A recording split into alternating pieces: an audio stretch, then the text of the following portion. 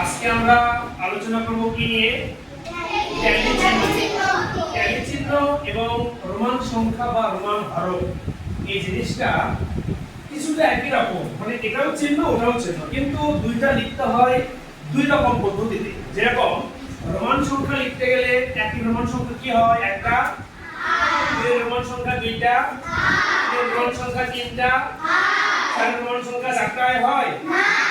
5 লিখে 5 এর বাম পাশে একটা যদি 1 দেই তাহলে সেটা কি হবে? 4 হবে। কিন্তু ট্যালি চিহ্নের ক্ষেত্রে কি রকম হবে দেখো, এই যে মনে করো আমি 1 এর ট্যালি লিখব বা 2 এর ট্যালি লিখব, 3 এর ট্যালি লিখব, কি হবে দেখো, ট্যালি চিহ্ন লিখতে গেলে একটা দাগ দিতে হবে। লম্বা লম্বি একটা কি হবে? দাগ। বা লম্বা লম্বি একটা খাড়া টান হবে। আমরা কি টানটা কি এভাবে দিব? না, বলো দেখো, 1 লিখতে গেলে একটা আই, মানে একটা দাগ। 2 লিখতে গেলে 2 দাগ। 3 লিখতে গেলে 3 দাগ। 4 লিখতে গেলে না, আই বি যে বলেছো এটা ভুল হয়েছে। কেন? কারণ রোমান সংখ্যার ক্ষেত্রে আই বি হবে। এটা কিন্তু রোমান সংখ্যা না। রোমান সংখ্যা এই যে এটা আই, এটা একই রোমান সংখ্যা। এটা কি রোমান সংখ্যা হবে?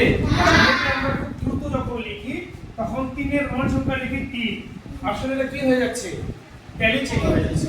3 লিখতে গেলে এটা নয়, বরং কোনটা? এই যে 1 2 3। আচ্ছা, এগুলো মুছে দিলাম। দেখো ওদের কাজ করছি। 4 লিখবো আমরা, 1 2 3 4। কিন্তু 4 এর পর থেকে যখন 5 লিখবো তখন আর 5টা দাগ হবে না। তখন কি হবে? 5 লিখতে গেলে 1 2 3 4, 4 হয়েছে না?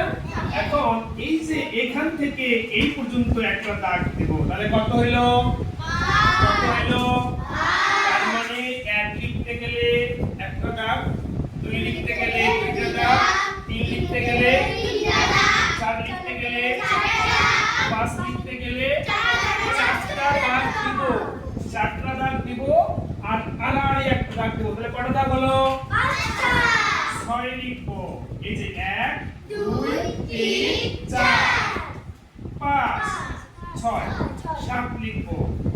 1 2 3 4 5 6 7 7 লিখেছি। 7 এর পরে 8 1 2 3 4 5 6 7 8। और 9 লিখবো। 9 লিখতে গেলে 1 2 3 4 5 6 7 8 9। তারপরে যদি বলো 10 লিখো, একটু ধীরে ধীরে কথা বলো।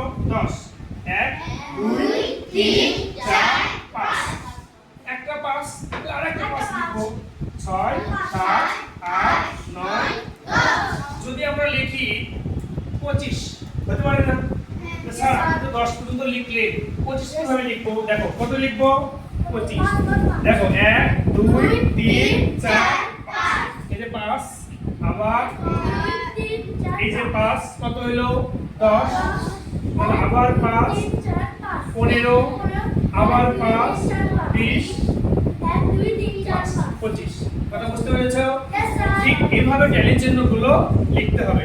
আমরা কি বুঝতে পেরেছি? সবাইকে অশেষ ধন্যবাদ।